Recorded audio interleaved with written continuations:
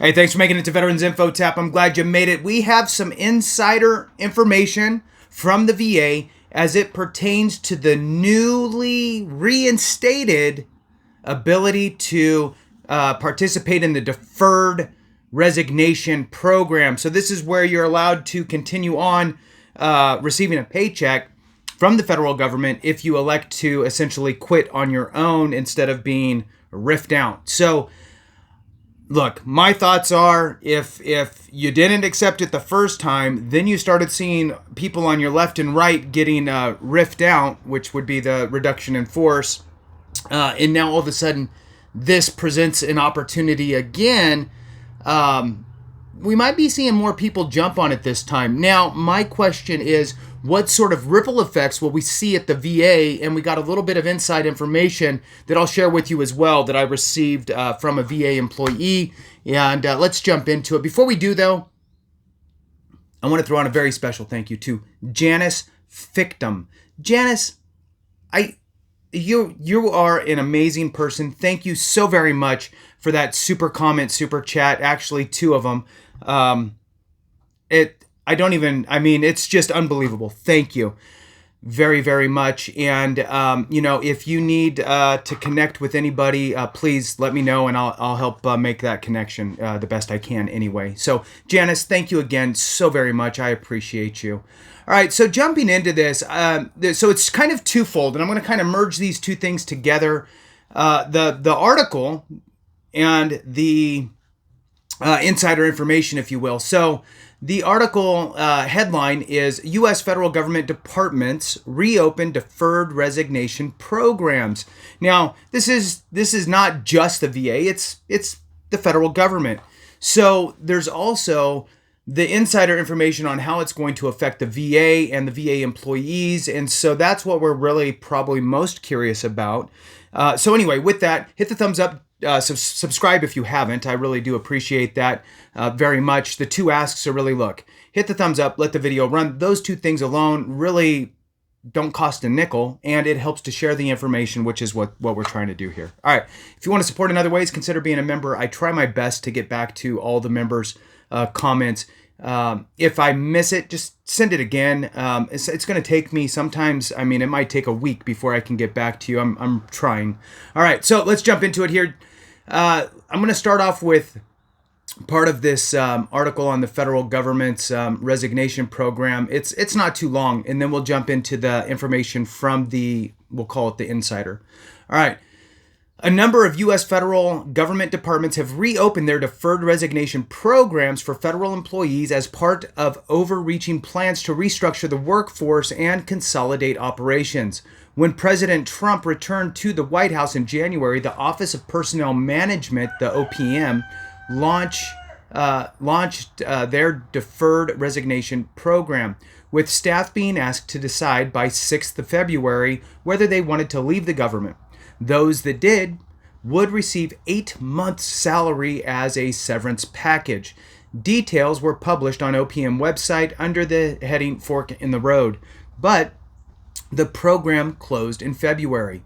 And I'm going to add in there, subsequently led to large rifts, right? And large proposed rifts, reduction in force, where you do not get that severance package. So let's move on. However, it has now been reported that a number of departments, agriculture, defense, energy, transportation, housing and urban development, as well as small business administration and the general services administration, have all restarted their deferred resignation programs. At the GSA, acting administrator Stephen, Ekian, wrote to staff that there are no excluded positions at GSA, and employees are still eligible if they are already on RIF. Wow, that's amazing. Reduction in force lists, which set out jobs roles that may be cut. So there's a quotation. Per President Trump's directives concerning the federal workforce, we are undertaking a multi-step approach to restructuring the federal workforce and consolidating redundant operations, Ekian wrote in a memo reported by GovX. All right, or GovExec. I know these decisions are deeply personal to each of you, and it is my job to provide you all with the pertinent facts for you to make the best decision for you and your families. There's only a little bit left. We'll just go through this and then we'll jump over to the insider information. If you haven't hit the thumbs up, please do that. I really do appreciate it. All right, so the reduction in force at the GSA, which according to most recent agency financial report published under the previous administration, has a workforce of about 12,000 employees nationwide, comes as President Trump also set out plans to empower the agency as part of consolidated government procurement. The GSA, which oversees government property, which we see in the military, right? Quite often you'll see, the GSA vehicles, kind of stuff rolling around. You see all kinds of stuff. So they shared central contracts and leased vehicles will be given additional duties under an executive order signed by President Trump last month titled Eliminating Waste and Saving Taxpayer Dollars by Consolidating Procurement. Under the order, Trump highlighted that the U.S. federal government spends approximately $490 billion per year on federal contracts for common goods and services, and set out a need for standardized procurement functions to be carried out in the most efficient and effective manner possible for American taxpayers. To achieve this, Trump said that it is time to return the GSA to its original purpose. And you might ask, what is that? Let's see.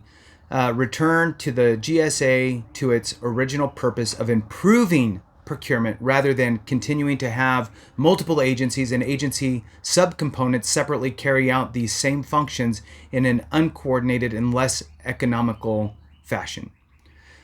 Consolidating domestic federal procurement in the GSA would therefore eliminate waste and duplication while enabling agencies to focus on their core mission of delivering the best possible services for the American people, the executive order stated.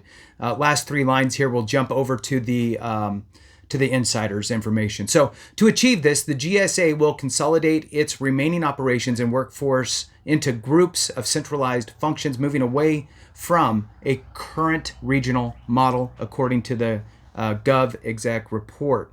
All right, so that concludes that on the move to allow the deferred resignation. And now let's jump over to this email that I received. All right.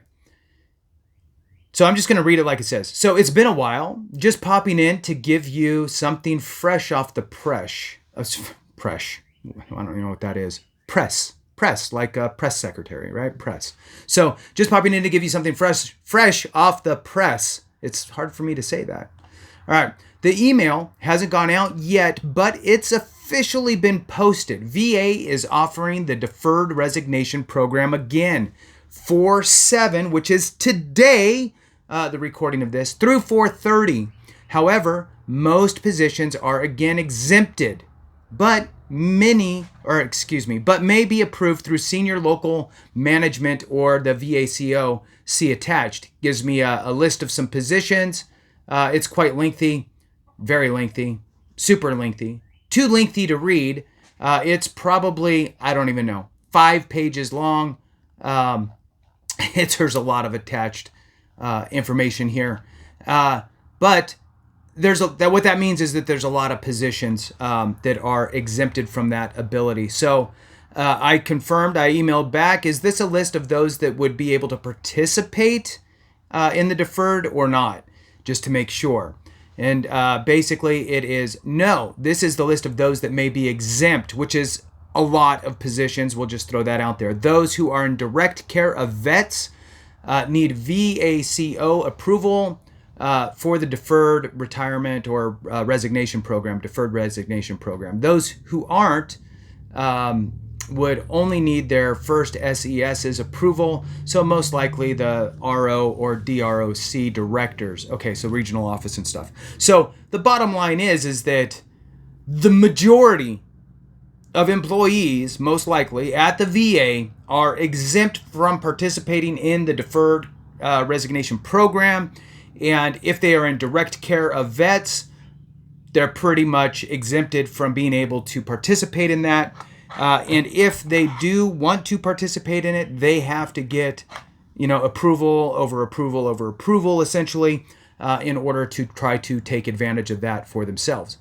All right. So with that, that concludes it. Just wanted to share with you the potential impacts to the VA, and that those are somewhat subsided by the fact that the VA has really carved out the major portion of veteran-facing employees from that deferred comp program. So with that, thanks for watching. I appreciate you. Have a great one. And remember, if we don't take care of each other, something went wrong.